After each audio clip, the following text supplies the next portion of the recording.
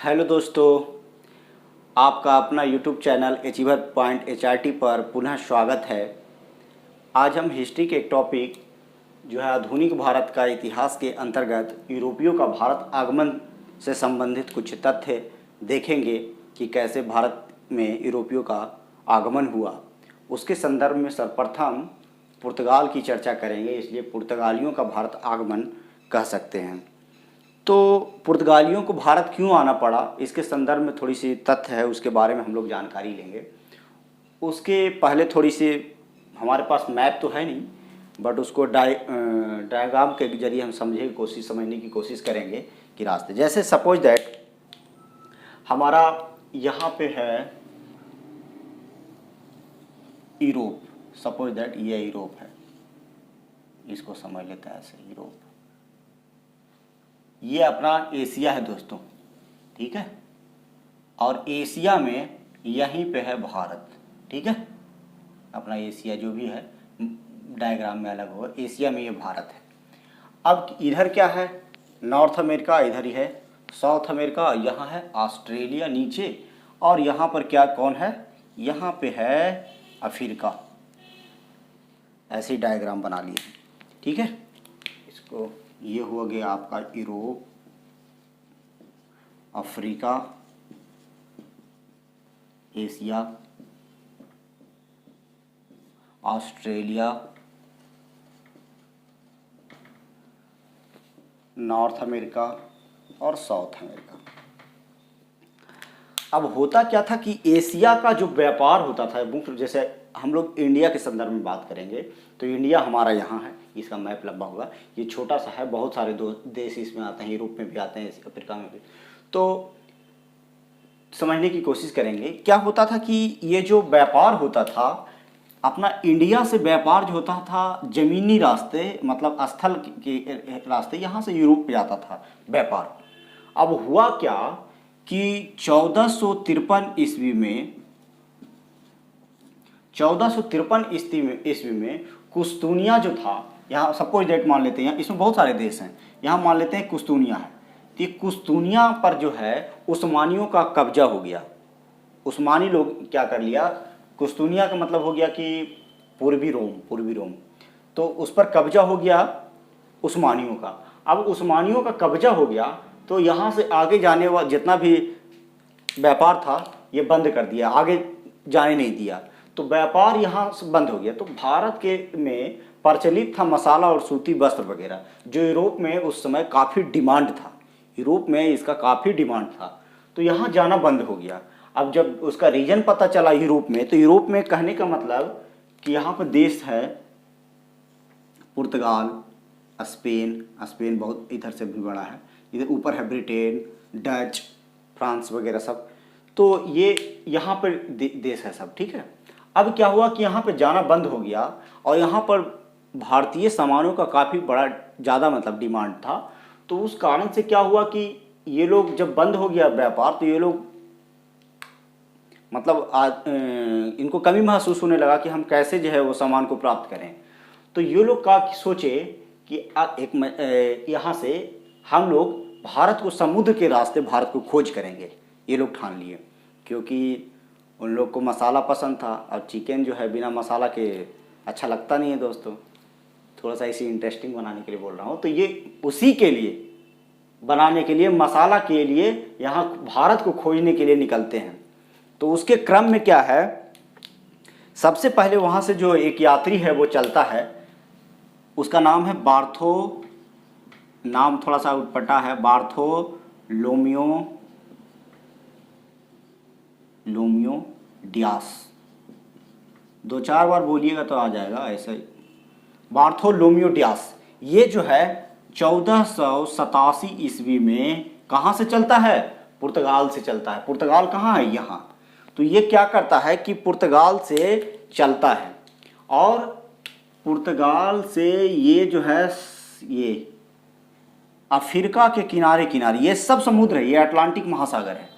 अभी क्या है कि यहाँ से समुद्र के रास्ते ऐसे ऐसे चलता है और पहुँचता है केप ऑफ गुड होप, जिसका बार्थोलोम्यो डियास जो है पहला नाम देता है केप ऑफ स्टॉर्म, केप, ये बाद में चल करके केप ऑफ गुड कहलाता है, केप ऑफ स्टॉर्म, स्टॉर्म ये कहता है। कर चलते हुए पहुंचता है मेडागास्कर। कहाँ पहुंचता है? मेडागास्कर, मेडागास्कर तक पहुंचता है। ठीक है। अब क्या है कि मेडागास्कर, ये केप ऑफ स्टॉर्म बोला था, क्यों बोला था? इसका रीजन था, ये पूरा पानी में ही चलता था, पानी में उसका नाव के जरिए आता था। तो केप मतलब होता था एक किनारा जहाँ समुद्र वगैरह में जहाज वगैरह को सुरक्षित बांध सकें। और स्टॉर्म धारा तेज रहता था तो उसको शांत करता था। तो जैसे बाद में जैसे इसका नाम पड़ा cape of good hope, cape of good hope. तो केप ऑफ गुड होप को हिंदी में क्या कहते हैं? केप ऑफ गुड होप को कहते हैं हिंदी में आशा अंतरीप। क्या बोलते हैं? आशा अंतरीप या आशा का अंतरीप, कि मतलब यहाँ आशा है कि हमारा जो है नाव वगैरह सुरक्षित रहेगा। तो ये मेडागास्कर तक पहुँचते हैं। कौन? Bartholomew Dias. अब क्या है कि इसको आगे रास्ता ही नहीं पता चलता है, तो ये क्या करता है, ये वापस चला जाता है। यहाँ से क्या आ जाता है? पुर्तगाल वापस आ जाता है। जब यह पुर्तगाल वापस जाता है, ये आता कहाँ से? पुर्तगाल की राजधानी लिस्बन से आता है। कहाँ से चलता है जी? पुर्तगाल की राजधानी यहाँ है लिस्बन, लिस्बन से चलता है और यहाँ आ जाता है। जब ये वापस जाता है तो यहाँ का सबसे बदमाश देश था स्पेन। वो हमेशा लड़ाई झगड़ा करता रहता था और एक दूसरे पर अपना प्रभुत्व जमाने की कोशिश करता था, और इसका जितना भी काम ये समुद्र के किनारे है तो समुद्र में ही करता रहता था। अब क्या है कि स्पेन को पता चलता है कि पुर्तगाल लोग इंडिया की खोज के लिए गया था, तब उसको रहा नहीं जाता है। अब वो कहता हम भी खोज करेंगे इंडिया की, तो ये तो मेडागास्कर से वापस लौट गया। तब यहाँ से एक यात्री चलता है जिसका नाम है कोलंबस। अब यहाँ ये स्पेन से चलता है। क्या, कौन चलता है? कोलंबस। उसके बारे में डिटेल चर्चा नहीं करेंगे। तो वो जो है चलता है वहाँ से, कहाँ से? स्पेन से। कब? 1492 ईस्वी में। बट उसको आना था इस रास्ते अफ्रीका के किनारे किनारे, बट वो यहाँ से ऐसे सीधे चलता है, इस रास्ते में चलने की कोशिश करता है, बट उसका जो है नाव का मुड़ाव हो जाता है ऐसे, और ये पहुँच जाता है अमेरिका। कहाँ पहुँच जाता है? अमेरिका। इस तरह से अमेरिका की खोज हो जाती है। वो इंडिया की खोज करने चलता है बट खोज हो जाती है अमेरिका। तो 1492 ईस्वी में अमेरिका की खोज हो जाती है। अमेरिका की खोज किसने की? कोलंबस। कहाँ का निवासी था? स्पेन का। अब क्या है, ये पहुँच गया यहाँ, अमेरिका की खोज कर दिया। अब क्या है कि 1487 में आता, इसके 11 साल बाद, इसके 11 साल के बाद वहाँ से एक यात्री वापस फिर से चलता है पुर्तगाल से, जिसका नाम है वास्को डी गामा। कौन चलता है? Vasco D gamma, Vasco D gamma. ये जो है 1498, अगर छोटा डेट बोलें तो 17 मई 1498 को वहाँ से चलता है। और इसके साथ एक व्यक्ति भी रहता है, प्रिंस हेनरी। कौन चलता है? याद रखिएगा, प्रिंस हेनरी। प्रिंस हेनरी, इसको कहा जाता था द नेविगेटर। पूछा जाता है क्वेश्चन, नेविगेटर। द नेविगेटर के नाम से किसे जाना जाता है? तो प्रिंस हेनरी को द नेविगेटर के नाम से जाना जाता है। वास्को डी गामा जब प्रथम बार आता है तो कितना नाव लेकर के आता है? 3 नाव लेकर के आता है। वहां से चलता है 3 नाव लेकर के वो चलता है। अब क्या है कि वास्को डी गामा इस रास्ते से यह आता है, केप ऑफ गुड होप पहुंचता है। केप ऑफ गुड होप पर आराम फरमाने के बाद यहाँ से ये मेडागास्कर होते हुए आगे की तरफ बढ़ता है। तो एक जगह है आगे, यहाँ पे जगह है केनिया। कौन सा देश? Kenya. Kenya, Kenya Mozambique. Kenya और मोजाम्बिक के पास कोई छोटा सा द्वीप है, वहीं पे क्या होता है, रुका रहता है वास्को डी गामा। तो जब वहाँ ठहरता है तो वहाँ के लोगों को बोलता है कि हम इंडिया की खोज करने आए हैं। तो वहाँ के एक व्यक्ति, कोई भी व्यक्ति होगा मे बी, वहाँ वो बताता है कि इंडिया का एक व्यक्ति आया हुआ है, उससे आप मिलिए। तो वहीं पे मुलाकात होती है वास्को डी गामा को अब्दुल मलिक से, जो गुजरात का एक व्यापारी था। अब्दुल मलिक, अब्दुल मलिक, अब्दुल मलिक से इसकी मुलाकात होती है। और यही जो है अब्दुल मलिक जो है, इसको क्या करता है, इसको नोट कर लीजिएगा, इसको क्या करता है, ये देखिए थोड़ा सा समझिएगा, ये पूरा जो एरिया है दोस्त, ये सब पूरा ये हिंद महासागर का एरिया है। ये जो है हिंद महासागर है। ये हिंद महासागर होते हुए यहाँ से ये पहुँचता है यहाँ पर कालीकट। कालीकट जो अभी विमान हादसा हुआ है, कहाँ हुआ है, कोझिकोड। वही कालीकट जो है कोझिकोड के, वही कालीकट ही कोझिकोड है, समझिए। तो कोझिकोड जो हम विमान दुर्घटना हुआ वही कालीकट के, केरला के कालीकट तट पर पहुंचता है, जहां पर जमोरिन, तो जमोरिन वहां के राजा जो होते थे, शासक जो होते, उस शासक को ही जमोरिन कहा जाता था। तो जमोरिन जो है इसका भव्य स्वागत करता है, किसका, वास्को डी गामा का। क्यों करता है, उसका रीजन है, क्योंकि मुख्य रूप से जो व्यापार जब यहाँ पर हो रहा था ये हिंद महासागर के जरिए केरला के तट पर या फिर जो भी भारत से, वो पूरा मुख्य रूप से अरबवासी लोग करते थे, अरब के ही लोग कर रहे थे व्यापार। अब जमोरिन को लगा कि एक नया व्यक्ति आया है तो हमारे राज्य का उन्नति होगा, व्यापार बढ़ेगा, तो उसका ये भव्य स्वागत करता है।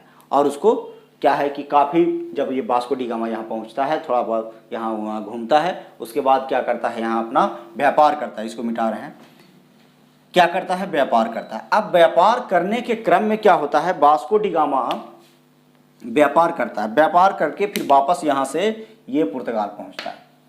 जब ये पुर्तगाल पहुँचता है जब जो भारत से सामान ले गया उसको जब वहाँ यहाँ के मार्केट में बेचता है तो उसको सारा खर्चा काट करके 60 गुना मुनाफा होता है। 60 गुना मुनाफा, 60 गुना मुनाफा होता है। तो यहाँ की सरकार जो रहती है देखती है कि इतना ज़्यादा मुनाफा, तो वो इंडिया से व्यापार करने के लिए एक कंपनी गठित करती है जिसका नाम है इस्तादो द इंडिया। क्या नाम था, इस्तादो द इंडिया। इस्तादो द इंडिया का निर्माण करता है और इस्तादो द इंडिया का निर्माण करता है। अब क्या है कि नेक्स्ट जो व्यक्ति यहाँ से आता है, जब देखा वास्को डी गामा जब वहाँ गया इतना ज़्यादा उसको फ़ायदा हुआ, तो अगला व्यक्ति को लेकर के, इसको मिटा दें इधर, साउथ इसका कोई काम नहीं है। तो वहाँ से क्या देखा, अब नया व्यक्ति जो आता है वो आता है पेड्रो अल्वारेज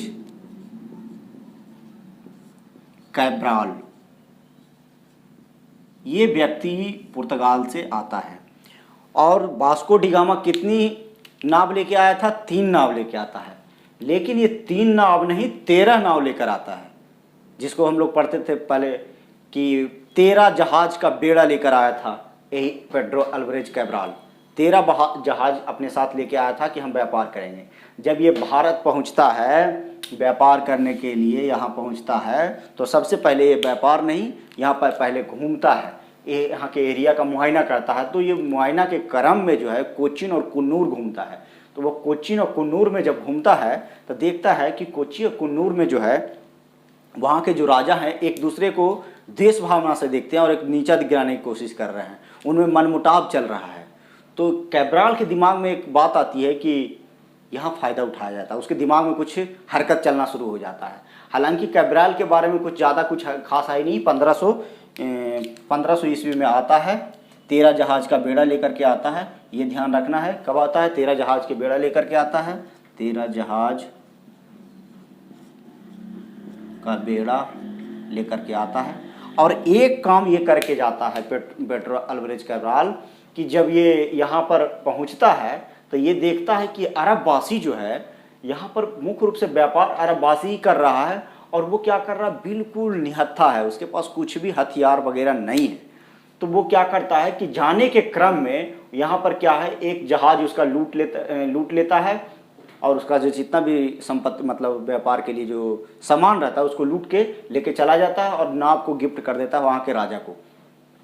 अब क्या है, लूट करके यहाँ आ जाता है। जब यहाँ पहुँचता है तो पुर्तगाल के सर वहाँ पे बताता है कि वहाँ पे ऐसा जो अरबवासियों के साथ उन्होंने देखा कि वो बिना निहत्थे है, उसके पास कोई हथियार नहीं है। और यहाँ भारत में जो कोचीन और कुन्नूर में वो यात्रा किया था, घूमा था, वहाँ देखा कि एक दूसरे को बुराई कर रहे हैं, उनके अंदर कुछ है ही नहीं, मतलब तालमेल जैसा।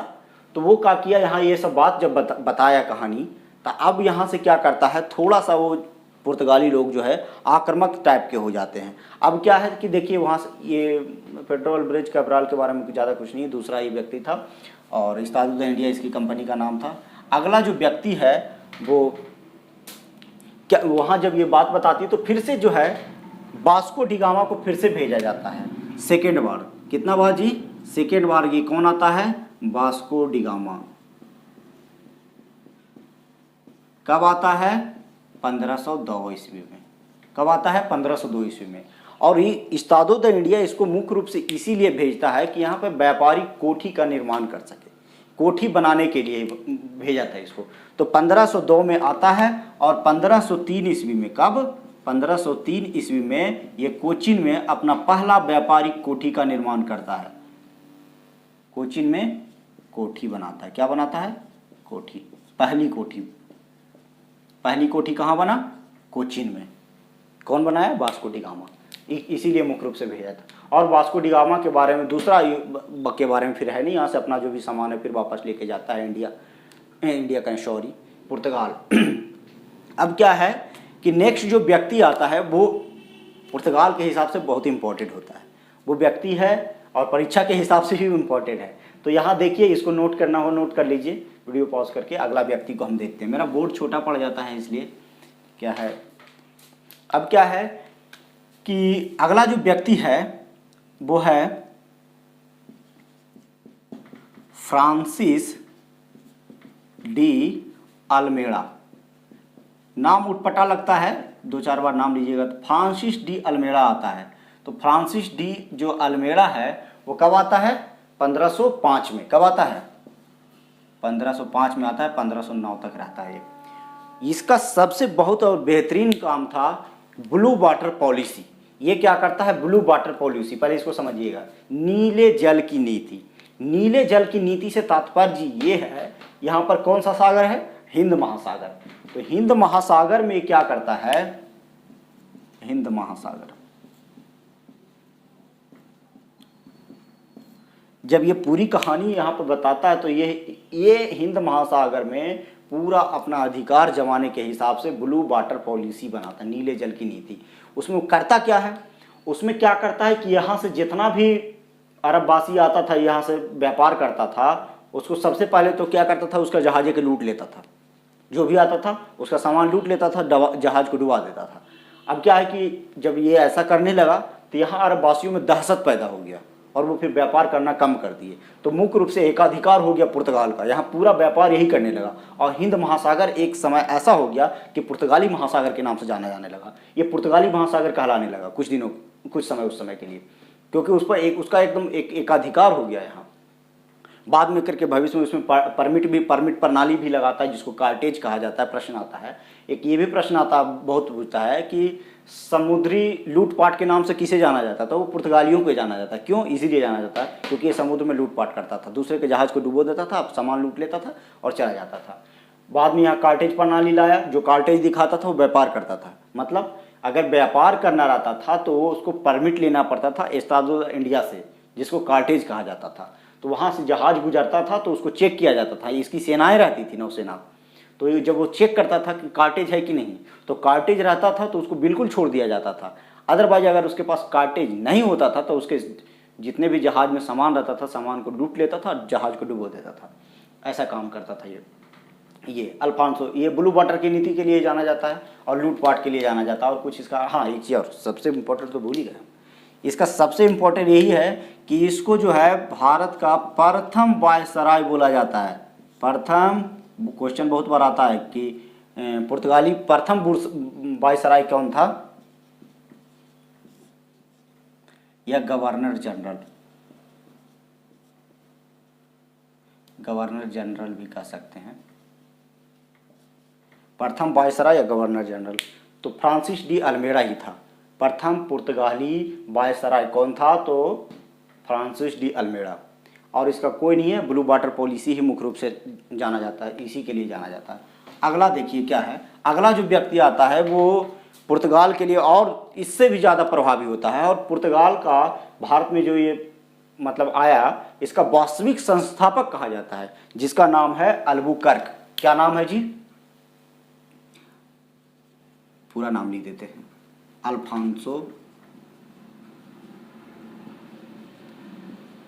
Alphonso de Albuquerque. ठीक है, इसको वास्तविक संस्थापक के नाम से जाना जाता है।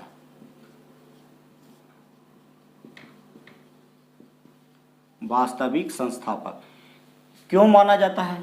1510 ये आता कब है? 1509 में। कब आता है? 1509 में। आते ही 1510 में ये गोवा पर अधिकार कर लेता है। गोवा पर अधिकार क्या कर लेता है? गोवा पर अधिकार कर लेता है। आते ही गोवा पर अधिकार कर लेता है। किससे जीत लेता है? यूसुफ आदिल शाह। यूसुफ आदिल शाह से ये गोवा को जीत लेता है। समझे? बहुत बार क्वेश्चन बनता है कि गोवा पर अधिकार कौन से पुर्तगाल शासक किया, तो वो था अल्बुकर्क। किस राजा से जीता था जी? तो यूसुफ आदिल शाह से जीता था। एक चीज़ और ध्यान रखिएगा, ये 1510 में गोवा पर अधिकार किया और छूटा कब? देखिए कि 1510 में किया अधिकार, जब सबसे लास्ट में गया है 1961, या ऐसे भी कह सकते हैं कि आया 1498 में और गया है 1961 में। सबसे पीछे कौन गया था? पुर्तगाल गया था, लेकिन गोवा और 1510 में और 1961 में ख़त्म हुआ। अब क्या है कि ये यूसुफ आदिल शाह से गोवा को जीत लिया। अब एक और इसका सबसे इम्पोर्टेंट काम जो होता है वो क्या होता है, इसलिए इसको वास्तविक संस्थापक कहा जाता था, एक लाता है विवाह नीति। विवाह नीति लाता। तो विवाह नीति में क्या होता है कि पुर्तगालियों को ये प्रेरित करता है। वो कहता है कि पुर्तगाल जो एक छोटा सा देश है, यूरोप का एक छोटा सा देश है, जो भारत में क्या आकर के अपना नगर और बस्ती को नहीं बसा सकता है। तो भारत में नगर और बस्ती नहीं बसा सकता है, तो इसको कैसे बढ़ाया जाए, इसके लिए क्या करता है, पुर्तगाली पुरुषों को ये क्या कहता है कि भारतीय महिलाओं से तुम विवाह करो, प्रेरित करता है विवाह के लिए। तो ये क्या करता है कि इसलिए कि तुम्हारी जनसंख्या बढ़ेगी, तुम अगर इसके रिश्तेदार बन जाओगे तो भारतीयों का विरोध कम होगा। बहुत सारे रीजन हैं। दूसरा, विवाह नीति में इसके कई नियम थे। इसमें वो भी था विधवा से विवाह। जो भारतीय महिलाएं विधवा हो जाती थी, तो भारत में कुप्रथा था कि जो विधवा हो गया उसका विवाह नहीं होता था। तो ये पुर्तगाली पुरुष क्या को ये आदेश देता है, कहता है कि तुम विधवा से भी विवाह करो। तो पुर्तगाली लोग तैयार हो जाते हैं, वो बोलते हैं कि हम विवाह करने को तैयार हैं। इस तरह से क्या करता है, भारतीय महिलाओं से शादी करने का अधिकार दे देता है पुर्तगाली पुरुष को, और विधवाओं से भी। तो उस तरह से क्या होता है कि इसकी जनसंख्या बढ़ती है। फिर यहाँ पे क्या है, अपनी ये छोटी छोटी नगर और बस्ती अपना बसाना शुरू कर देता है। इसलिए और सबसे ज़्यादा विस्तार जो है इसी के समय काल में, अल्फांसो डी अल्बुकर्क के समय में ही हुआ, इसलिए इसको वास्तविक संस्थापक माना जाता है। और बाकी इसका डिटेल इसमें है नहीं। इसके बाद इसको नोट करिएगा, जल्दी वीडियो लंबा ना हो। इसके बाद क्या है, इसके बाद आता है Nuno da Cunha. Nuno da Cunha, Nuno da Cunha. इसका भी कोई बहुत ज़्यादा है नहीं, थोड़ा सा है। ये 1529 के आसपास आता है, लेकिन रहता बहुत लंबा दिन है। सबसे पहले तो ये इसका काम होता है कि 1535 में दीव पर अधिकार कर लेता है, 1559 में ये दमन पर अधिकार कर लेता है। मुख्य रूप से इसका यही दो चीज़। हाँ, एक चीज़ और है, गोवा को राजधानी जीता था अल्बुकर्क 1510 ईस्वी में, लेकिन ये गोवा को राजधानी 1530 में यही बनाता है। राजधानी आते ही 1529 में आता है। कब आता है? 1529 में आता है, और 30 में गोवा को राजधानी बना लेता है अपना, और सारा कार्यक्रम जो है गोवा से करना शुरू कर देता है। जो भी प्रशासनिक उसका कार्य होता है वो गोवा से करना शुरू कर देता है। तो इसका हम कह सकते हैं नीनी डुकुन्हा का सबसे बड़ा काम जो है 1535 में द्वीप पर विजय, उसके बाद 1559 में दमन पर विजय, और गोवा को 1530 में अपनी राजधानी बना लेना, ये है। उसके बाद इसका एक आता है, वो एक राजा है गार्सिया डी नोरान्हो। गार्सिया डी नोरान्हो, तो उसका कुछ है नहीं, वो श्रीलंका से रिलेटेड है। उस समय श्रीलंका का नाम सिलोन हुआ करता था। तो श्रीलंका का बहुत सारे भूभाग को जीत लेता है, क्योंकि ये अपना इंडिया के नीचे ही श्रीलंका है। तो ये पूरा हिंद महासागर है, इस पर श्रीलंका के, तो इंडिया के संदर्भ में उस पर है नहीं, तो उस पर बात नहीं करते हैं। दूसरा सबसे लास्ट माना जाता है कि वो होता है अल्फांसो डिसूजा आता है।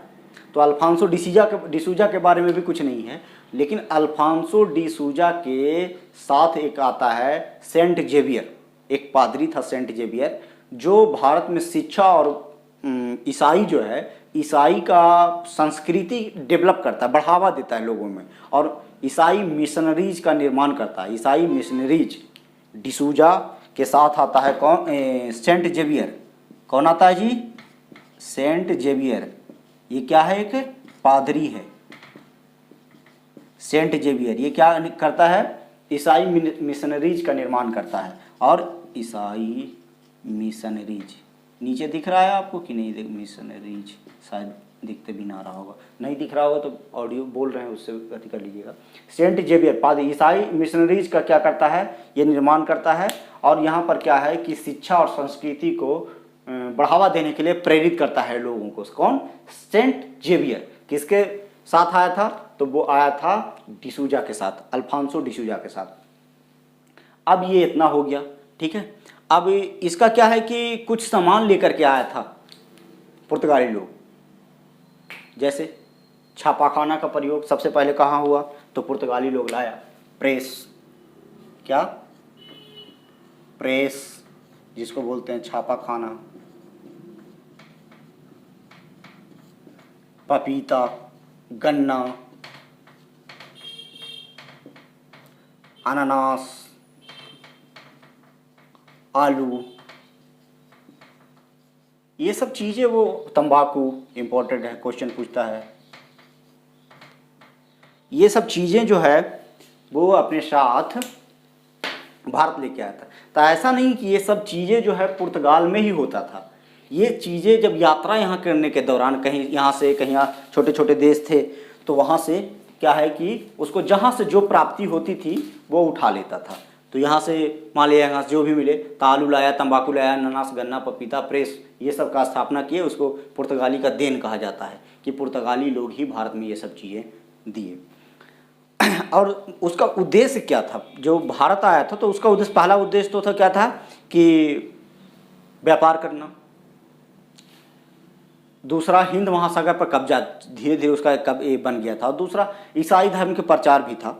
हाँ, एक चीज़ और इसमें प्रश्न बनता है कि जैसे पूछता है कि पुर्तगाली लोग जो है भारत में प्रवेश किए तो भारत के किस तट पर आए थे? क्वेश्चन बनता है, पूछता है, बहुत बार पूछा है क्वेश्चन ये कि पुर्तगाली लोग भारत के किस तट पर पहुंचे थे। तो वो तो कालीकट सब जानता है, लेकिन उसमें आपको ऑप्शन रहता है, कौन सा ऑप्शन रहता है? मालाबार।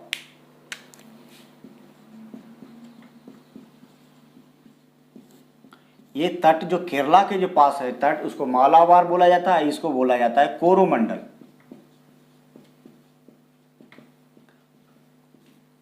तो इसमें प्रश्न बनता है कि मालाबार तट पर पहुंचा था। अब देखिए एक चीज़ सीखेंगे इसमें, जब हम डायग्राम बना करके रखे हुए हैं तो हम सोच रहे हैं कि बना दे, परमिट प्रणाली वगैरह तो आपको समझा दिए। एक चीज़ है, इसको नोट कर लिए आप, उसके बाद हम बताते हैं। एक चीज़ है थोड़ी सी समझने, उससे कुछ क्वेश्चंस बनते हैं। हालांकि ये इस टॉपिक का नहीं है, बट क्वेश्चन बनते हैं इसलिए मैं बता रहा हूँ। चलिए इसको डिलीट करें। अब क्या है, एक चीज़ समझिए थोड़ा सा।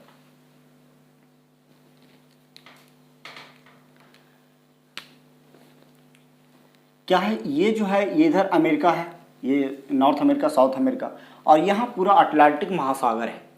यहाँ क्या है? अटलांटिक महासागर, अटलांटिक। देखते हैं, यहाँ तक देखे थे, अटलांटिक तक देखे थे हम लोग कि अटलांटिक, यहाँ पे अटलांटिक महासागर है, ठीक है। अब क्या है, बहुत इंपॉर्टेंट है, इससे एक क्वेश्चन नहीं 4-5 क्वेश्चन फॉलो होंगे आपके। तो यहाँ से क्या है, अटलांटिक महासागर है। अब क्या है कि लिख दिया ऑलरेडी। अब अटलांटिक महासागर के बाद ये सागर से जैसे आता है, यहाँ एक जिब्राल्टर जलसंधि है। तो जिब्राल्टर की जो जलसंधि है, जिब्राल्टर की जलसंधि के रास्ते हम लोग भूमध्य सागर में पहुंचते हैं। भूमध्य सागर से हम लोग सुएज पहुंचते, सुएज से लाल सागर में पहुंचते, लाल सागर पहुंचने के बाद यहाँ हिंद महासागर, हिंद महासागर से हम लोग भारत में पहुंच जाते हैं। तो ठीक है।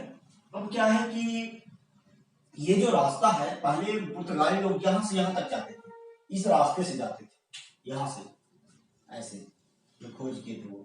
लेकिन बाद में करके क्या हुआ कुछ कि ये रास्ता यहाँ से अपना नाम ये अटलांटिक महासागर में उतारते हैं, अटलांटिक महासागर से जिब्राल्टर की जलसंधि में घुसते हैं, वहां से भूमध्य सागर पहुंचते हैं, सुएज नहर होते हुए लाल सागर, लाल सागर से हिंद महासागर होते हुए यहाँ।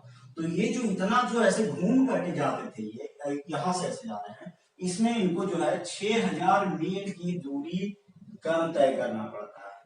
अब क्या है कि 6000 मील की दूरी मायने रखता है, तो यहाँ घुसता है। अब यहाँ से प्रश्न क्या बनता है कि जो जिब्राल्टर की जो जलसंधि है किन दो महाद्वीपों को अलग करती है, तो वो है यूरोप और अफ्रीका। किन दो देशों के बीच है, तो स्पेन और मोरक्को। स्पेन और मोरक्को, स्पेन यूरोप का है, मोरक्को अफ्रीका का है, ये दोनों देशों को अलग करता है। किन दो महासागर को जोड़ता है या सागर को जोड़ता है, तो अटलांटिक महासागर भूमध्य सागर को जोड़ता है। जब भूमध्य सागर में प्रवेश करता है तो यहाँ सुएज नहर मिस्र में है,